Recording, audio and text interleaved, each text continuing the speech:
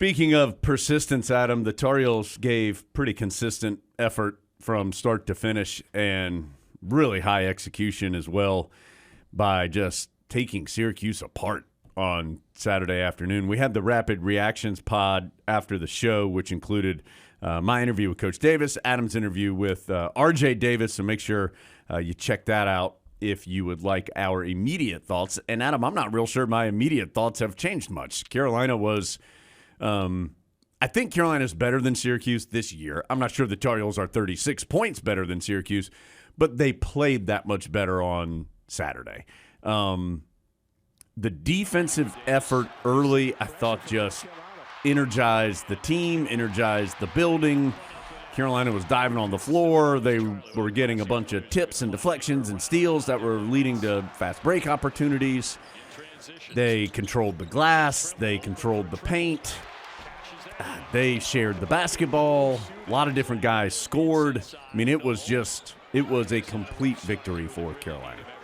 Yeah, I think if you asked what was the key to Carolina winning this game, the answer would be doing everything better than Syracuse. Yeah. Just every single category, rebounding and fast break points and taking care of the ball and outside shooting, inside shooting, mid-range shooting, defense. I think 10 different guys maybe had an assist and 10 or 11 scored, and Dewey Ferris was dominating on the blocks late in the game, and Rob Landry was making threes. So, you're right. I do think Carolina is better than Syracuse. I do not think Carolina is consistently 36 points better than Syracuse. But in front of that type of home crowd on a Saturday afternoon, the Tar Heels were. Now, here's the trick. The Tar Heels do have to go up to Syracuse later. Yeah. Worry about that later. That's a long time from now. I have it as 9 players with an assist and 11 different players scored. Yeah, just like I said, 9 and 11. 23-18, Carolina has the points off turnover advantage. 58-32 points in the paint. 22-6 second chance point advantage. 20-9 fast break advantage. 39-19 bench advantage. That's a pretty complete advantage. Yeah, and normally 58-32 points in the paint, you think, oh, Armando Bacot was down there just crushing people. And he did have a double-double in 16 minutes because of foul trouble and big lead put together. But it was also, you can attack the post several different ways. Are there other ways other than just by post? Penetration, the pass. Offensive rebounds, maybe? Yeah, all these things work. And the Tar Heels did all those things. It was just everything Hubert Davis always says he wants his team to do, they did. And you could kind of see it in his face when he talked to you after the game. He was pleased with that game. It was difficult for him to think of something that wasn't well executed. And Syracuse does not play that zone anymore as their primary defense. They do play it some, but they are primarily a man-to-man team this year, despite, as we know, for several decades under Coach Boeheim, they played zone. Carolina was so easily scoring that they had to go to zone. I thought it slowed Carolina up for a moment, and then the Tar Heels remembered that they just needed to put Harrison Ingram at the ACC logo, and then he'd either score or make a slick pass to somebody, and then they were getting dunks or open threes. So and Coach Davis in the postgame actually said, he was glad that they were able to face a quality zone like Syracuse just for an extended period of time because they hadn't seen much zone. And I thought they did it after a little bit of an adjustment period, and there were a couple lineup combinations that maybe weren't great. And if it was a 2-point game and you were going against that zone, maybe you do something different. But seemed like they really did a nice job against that once they kind of got in the rhythm of it. I almost wondered, I know the man-to-man wasn't working, but over 40 minutes, would that have worked better than the zone against this year's team? Because this year's team is so well equipped to play against the zone because of Harrison Ingram. You said, I think on the Rapid Reactions, kind of comparing him to Theo Pinson. Yeah, those are the two guys I would think that I can remember in the Syracuse in the ACC tenure. And that's not to say that Bryce Johnson or Isaiah Hicks, because they both had great games against Syracuse in the past, and others. But Pinson and Ingram, just in my mind, are the perfect guy to have in the middle of that zone. It's really kind of astounding that the Syracuse zone is seen as this great mystery that no one can unlock. And meanwhile, Roy Williams is like, well, let's just put a guy right there where they've got the letters on the ground and we'll just dominate them. Yeah. And because Carolina has dominated Syracuse since they came to the league. The Syracuse won the first one, and then the Tar Heels have won all but 2 since then. Yeah.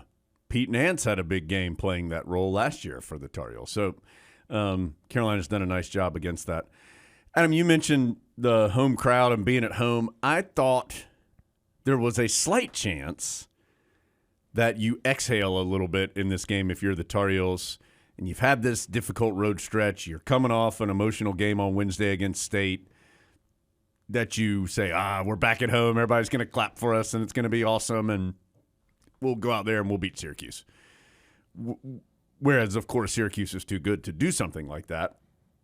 And not that Carolina necessarily would consciously do that, but you understand my point. They didn't do that at all. And I think that's been one of the most enjoyable parts about this team is that doesn't seem to really be in play. And we've said this many times, but they might not do everything right all the time, but they do go hard and they give a lot of effort. And I think that changes games. It wins some games like we saw against Pitt, for example, and it maybe makes this game, which could have been a much closer game, that effort then led to really great energy and execution, and then all of a sudden it's a blowout. So I was impressed. It's just a fun team to watch play, which leads to even better crowds. There were going to be that many people there no matter what because the tickets have been sold. But when you go and in the first 10 minutes of the game, you got Tar Heels diving all over the floor, you're going to naturally get into the game. And when you're scoring at a rate that makes you think, there could be biscuits, then you're going to get excited because there's nothing people love more than biscuits. So it was everything you wanted. You had a good halftime show, bouncing bulldogs. Not as world known as Big Guy and Tiny Dog, but locally famous and world champions. And have a dog aspect to it. They're the Bulldogs. And Carolina Tie, head manager Reagan Copeland, a former Bulldog. I didn't know that. Yeah, former world champion. Reagan Copeland can jump rope like nobody's business. Okay, the lights have gone off here in Podwell headquarters, and I guess we're done. Well, See you, Jones. here's the news. Bye, Jones. I'm going to have to get up because I realized this while we were talking, but I couldn't get up because the cameras are rolling. But if you're watching, we're still in darkness. It's the best way to see Adam, honestly. Adam got a starting lineup Big Grits figurine. Robert Crawford. Robert Crawford gave it to us. Robert also, did he give you a little Big Grits pin? He did. Now we're getting a bounty of Big Grits. And so, but we put the starting lineup figurine still in the box. I'm going to say it's mint condition. That's in case we want to auction it. Yeah. We put it in a spot of honor right by Red Panda's Bowl, the sign that says Pod World Headquarters, a pod sticker, and our sticker commemorating Carolina beating Duke in both the final regular season game in Mike Krzyzewski's career and then the final game of Mike Krzyzewski's career. I don't know if you remember that sequence or not. But here's the problem, Adam. It blocks the motion sensor. Yeah, I see that now. Yeah. I'm going to have to get up and move them for now, and then we'll have to decide where we put Big Grits in future episodes. This is really a case of art imitating life, as we know. Yeah, that's right. So the lights have now come back on. I like Big Grits in that spot because it's well placed for the camera. Yeah. But mechanically, we may need to, like Hubert Davis, we may need to adjust as the game progresses. We need to make some pivots. Yeah. By the way, no checking in with Coach Davis this week, so not here on the pod and not on social channels due to some travel for recruiting. So I guess if Coach Davis wants to go recruit good players, we'll accept that. And we don't get to talk to him next week because there's a game. Well, I mean, we'll talk to him, but it'll be after the game. We won't check in with him. What that does mean, and it hasn't happened yet, radio show is tonight. Coach Davis not going to be on the radio show tonight.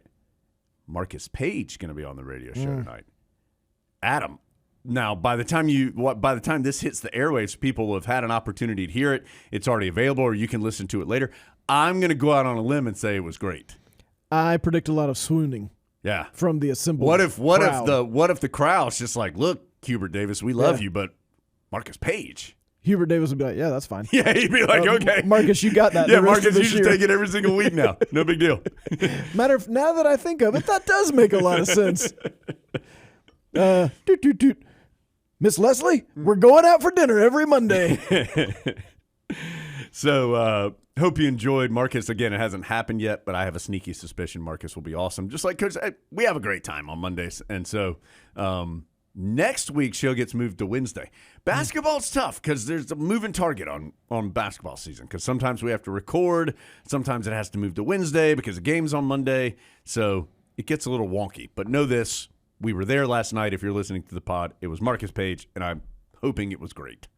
If not, it was probably your fault. Yeah. Oh, well, no doubt there. Most things are. Couple other just individuals, Adam, before we move on. I thought Jalen Withers was good in this game and has been good here recently. And it seems like to me, and I've not asked Jalen this question, it seems to me like he is figuring out how he can be most impactful for this team. And that is rebound the heck out of the basketball, give a lot of effort, particularly on the offensive glass, and he's been really good. I think it's like half of his last, maybe it's 9 of his last 18 or somewhere in that range. Rebounds have been offensive rebounds, and that doesn't even include a lot of them that he tips out. I think he's just very active in keeping balls alive off the glass and things like that. Rebound the heck out of the ball, run, get some kind of awesome dunk because he's so athletic. Get to the free throw line for a couple shots. He's a good free throw shooter. I thought he had 10 points and 6 rebounds in 13 and a half minutes. That's a really good number for that amount of time. And I feel like that kind of performance for him has been, maybe not those exact numbers, but it's been getting to that pretty consistently. And I think that's the case where you have to credit both parties. You have to credit the coaches for continuing to explain to him, here's how you can be most effective, and here's how we really envision you helping this team be successful. And you have to credit Jalen Withers for understanding that and being willing to do it, because everybody wants to shoot 30 times a game, and not everyone wants to rebound. And he has shown that he is willing to, and that is an important part of Carolina's success over these last few weeks, is a little more commitment to rebounding, especially on the offensive side. And just because you get the offensive rebound, Roy Williams told me this, Jones, you don't have the right to just take it back up immediately. Nope. The idea is to make them pay. Yeah. And he's been good about that. There was one, I think it was this game, where he got a rebound and had it like right in front of the basket, and he was like, okay, I have the rebound. I'm going to kick it back out so we can reset the offense. And he said, wait a second, no one is around me. And he just jumped up and laid it in. That's a savvy veteran play. Yeah. And what a luxury to have an experienced ACC veteran like that coming off the bench. Yeah. Bench continues to play well, particularly that trio of Washington, Trimble, and Withers. They continue to really play well. Trimble in the corner for 3. I feel good about that. Yeah, I think he's 7 of 12 now on the season from 3. I mean, so he's not shooting a ton, but the ones he's taking are, for the most part, open shots, high-quality shots within the offense. There was one later in the game where he chucked up a 3 late in the shot clock. I mean, it was a bunch of reserves on before he got fouled.